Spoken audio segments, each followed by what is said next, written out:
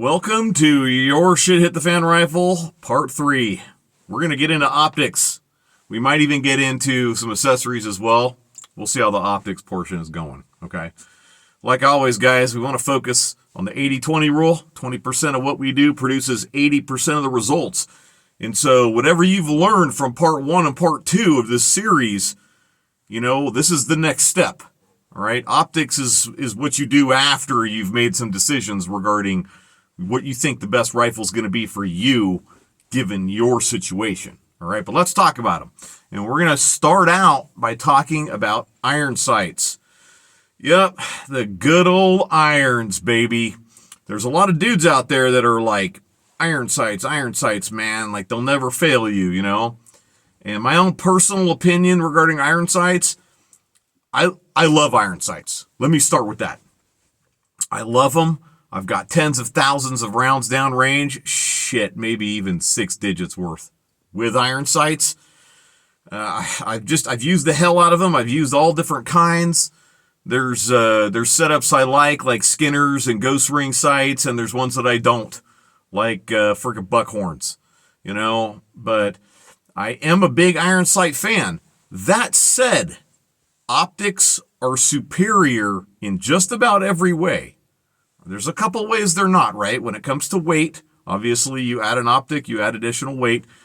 Durability could also be an issue with optics. And guys, specifically, I feel that optics that are illuminated with an etched reticle is important. Now, does that mean that's how you have to go? It doesn't mean you have to go my way, all right? But there's some additional versatility there and some additional redundancies. And if you've been following along with my channel, I believe in chasing the 20% that's going to produce 80% of the results and then creating redundancies over here so that you're just going to be that much more effective, all right? And let's look at some different type of optics. Let's talk about aim points, right? Let's talk about aim points. Basically any kind of unmagnified holographic sight with no etched reticle. These things are generally pretty lightweight. They're good at closer ranges.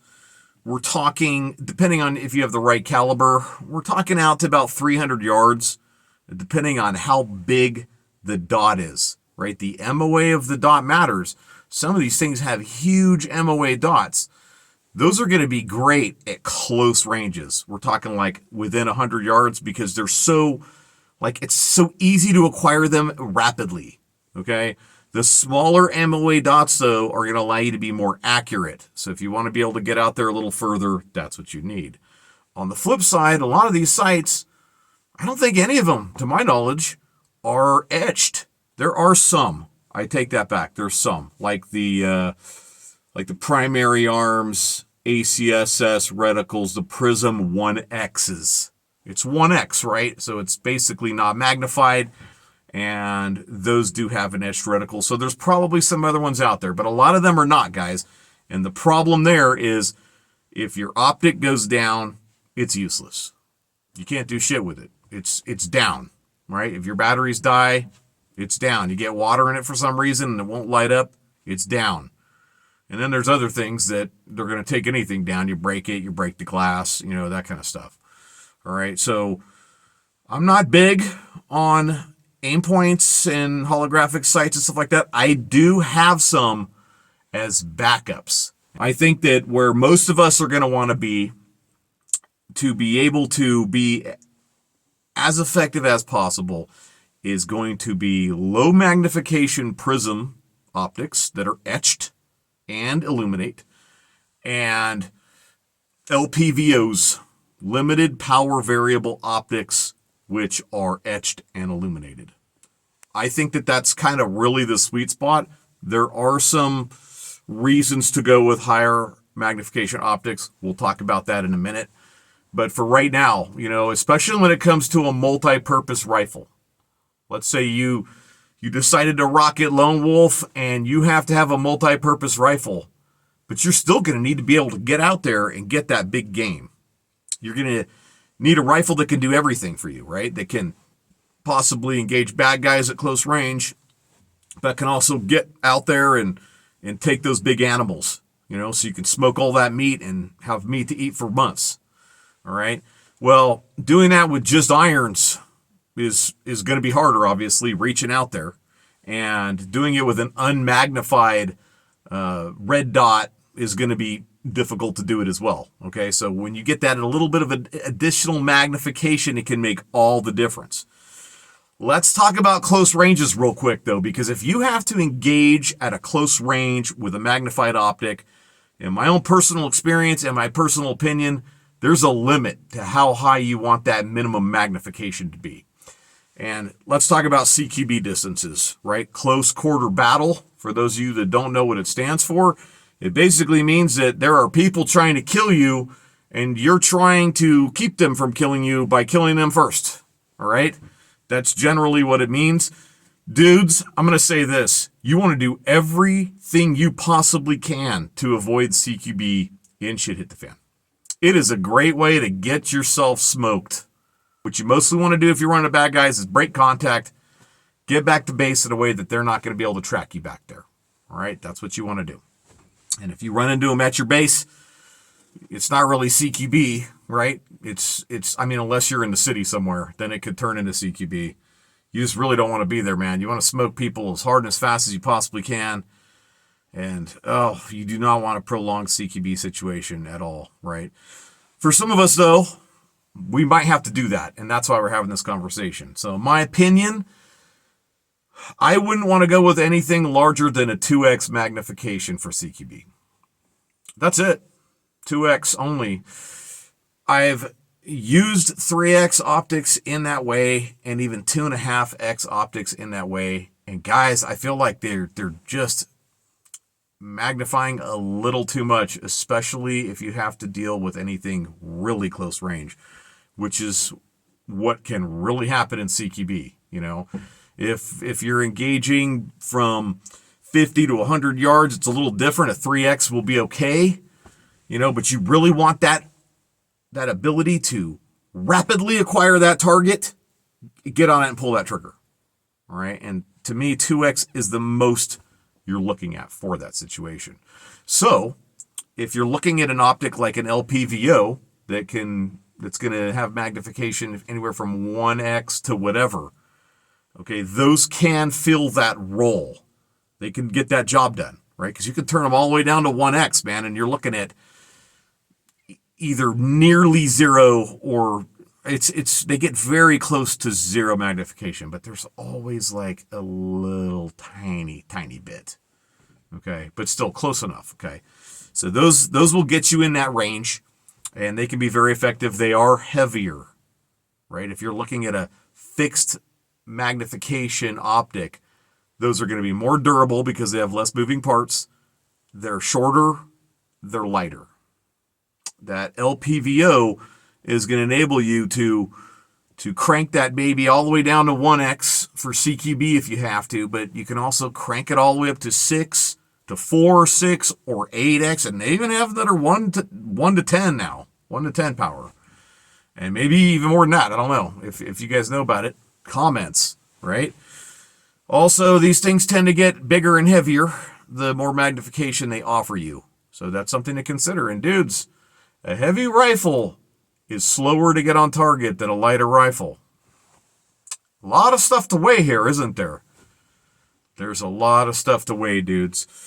All right, but if you have those etched reticles that are illuminated, the illuminated reticles, even without night vision, guys, in low light conditions are awesome. They are awesome. I have killed shit in the dark hours, the very dark hours, okay, with illuminated reticles. They're totally worth it, man. And you know what? Even if the battery dies on you and shit hit the fan and you can't get another one, that optic is still worth something. You can still use it, okay? Let's talk about higher power magnification scopes, because there's other variable power scopes. In my opinion, those LPVOs or even a 2 to 7 power pretty good. They're not a very big scope. They're not very heavy. Okay. And you can still crank them down to 2x if you had to in a situation where you've got close two-legged targets that are trying to kill you. When you start to get into the 3x9s and larger, now you have an optic that's not going to be so useful for you close up.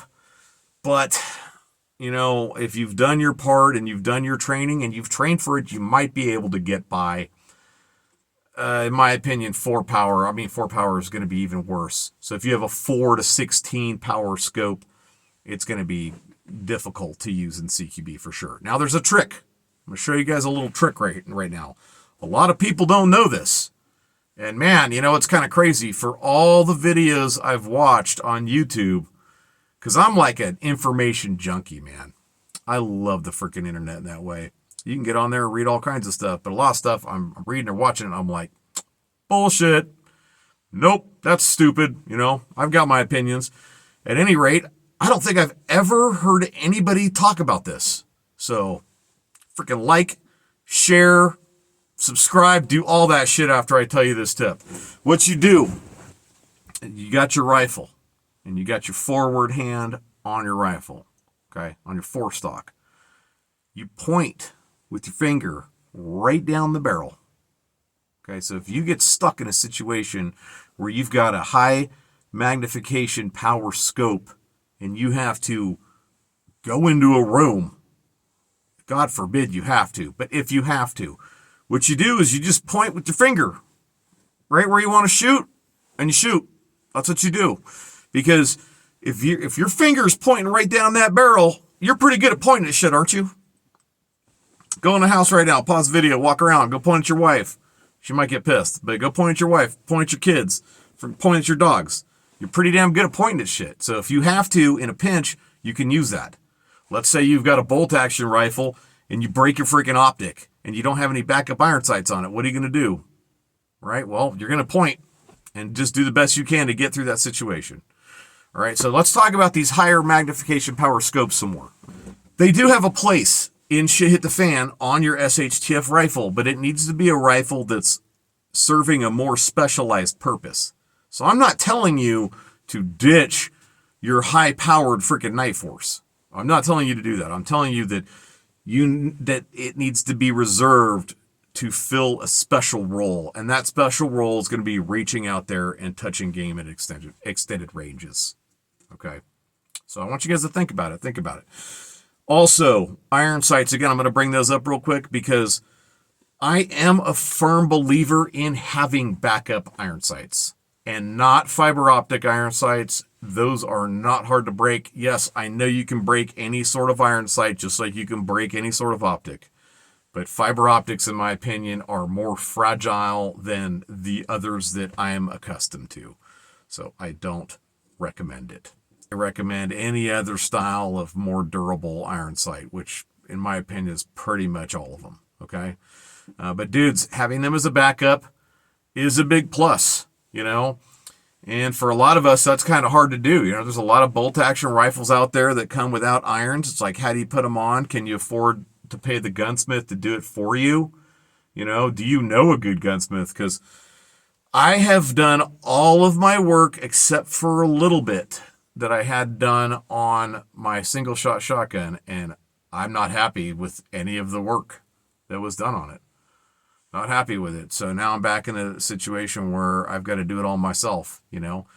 But I have looked at adding some irons to my Ruger American Ranch. I think I'm going to give it a go. If it turns out good, you can look forward to a video on it in the future. Okay, guys? But having backup irons is a good thing. Okay? So, in my opinion, what you really want for an SHTF rifle, especially a multi-purpose rifle, you know, if you've got a 300 Win Mag with a 24-inch barrel and its only purpose is going to be taking long shots at big game, you don't need to put irons on it, right, dudes?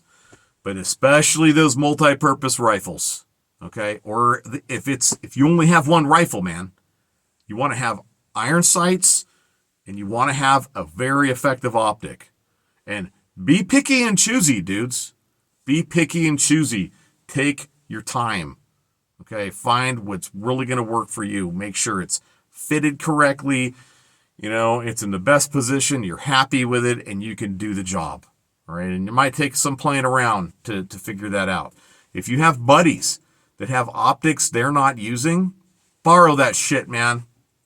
Buy them a freaking 12-pack of beer, borrow their optics for a couple of weeks, and spend a weekend. Take their shit out there, put it on your rifles, and figure out what you like and what you don't like, especially if you have limited experience when it comes to optics. I think we're going to finish it up on optics. Let's talk about accessories for a minute. Okay, because we're at what, about 16 minutes here. All right, so let's try and get it up around 20, maybe low 20s. There's a number of things that could really make the difference for you. Okay, especially if you already own a rifle that might be kicking a little harder than you like it. Dudes, look into muzzle brakes. Get your barrel threaded if you need to. Put a muzzle brake on it. It can make all the difference. It's a lot cheaper than buying a new rifle. Same thing with recoil pads. Okay? Get a better recoil pad on it. If you got something that's a little too big boy for you and it's kind of beating you up, you can fix it, guys. There's some really good muzzle brakes out there these days. Really good, man. The tech in the last freaking 30 years has just been like steadily going up. Really good muzzle brakes. Like a lot of dudes on my TikToks are talking about how the AK kicks quite a bit. It doesn't kick at all if you got the right muzzle brake on it. I mean, the damn thing is nearly getting pulled out of your shoulder if you got a good muzzle brake on one. Okay, so definitely think about those. There's a lot of other things you could do if you're not quite happy with your accuracy, and especially if you picked a platform that's got a lot of popularity. You can put in new trigger groups, to help increase that accuracy.